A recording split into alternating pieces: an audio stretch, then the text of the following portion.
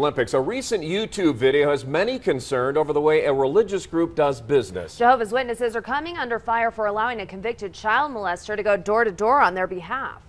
News 5 investigative reporter Carlos Vergara looked into the matter. He joins us live in studio. You found out the Springs congregation takes steps to protect itself, but could be putting your family at risk. Tell us about it. Rob, Elizabeth, this all starts nearly a quarter century ago when Waymon Ivory was convicted of first-degree sexual assault of a 9-year-old girl in Milwaukee, Wisconsin. He served time for the crime and says he turned his life around, in large part to Jehovah's Witnesses. But some aren't so forgiving when it comes to the way Jehovah's Witnesses knowingly allow him to approach your homes, all the time keeping it at arm's length when it comes to their own church. And I've regretted it ever since. 66-year-old Waymon Ivory agreed to this TV news interview so long as we wouldn't show his face. I had no idea, no clue as to the total effect that it would have.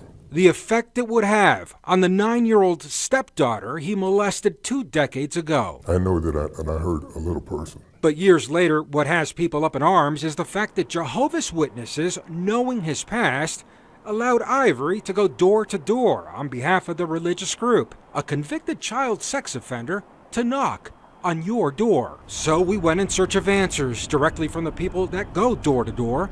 We found them in the area of Lazy Lane Circle in northeast Colorado Springs when I was approached by 2 of the women. My name is Nina, and this is my friend Trudy. They were eager to speak to me about their mission before I identified myself as a reporter for News 5. But then they quickly went on their way.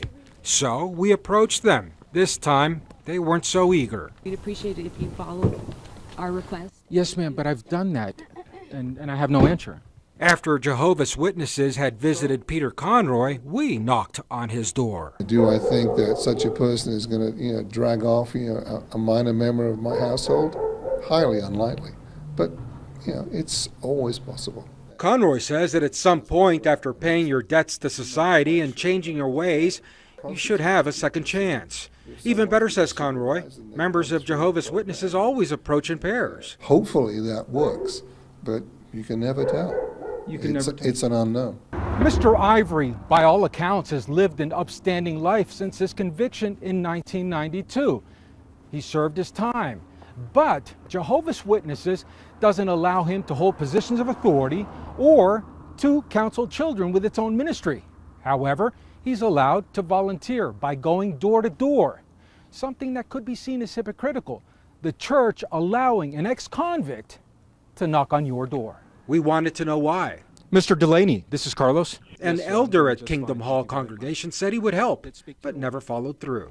When I finally spoke to another local elder by phone, he told us he would get back to us. I think that I could arrange for today. Okay. Yes, sir. I'd appreciate that. Our deadline is 3 o'clock this afternoon. But that deadline came and went. So we called the main offices of... Good afternoon, Jehovah's Witnesses. You're Waymon Ivory?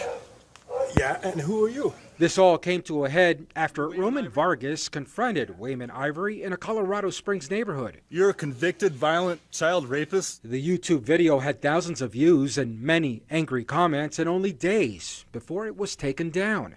In the video, Ivory denied the charges. No, you got it all wrong. But we found out that Ivory had indeed served less than a year of a 10-year sentence for the attack on the young girl. So we knocked on Mr. Ivory's door in the Springs. Now, Talking about your past. No, absolutely not. Sir? Initially, Ivory wouldn't talk to us, but eventually did so because... I feel like dirt. He claims serving as a ranger in Green Beret in Vietnam and Desert Storm caused him post-traumatic stress disorder, but says now that he takes full responsibility. What I did was extremely wrong. Since the religious group refused to talk to us officially, we asked Ivory why he thought Jehovah's Witnesses allowed him to go door to door knowing about his past. Is it on them at all?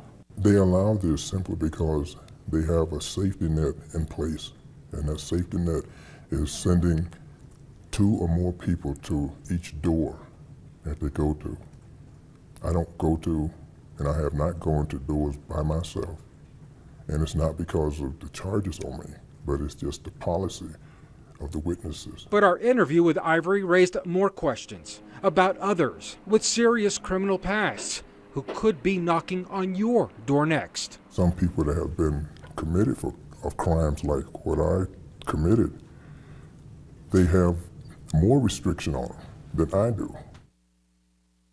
Now, we'd like to be extremely clear. Neither Ivory or Jehovah's Witnesses are committing a crime.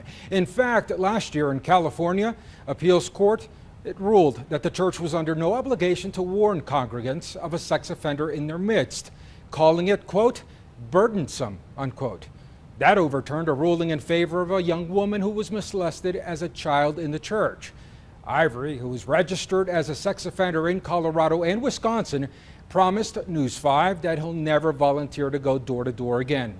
Sidebar, we're still waiting to hear back from Jehovah's Witnesses regarding their door to door policy on convicted criminals.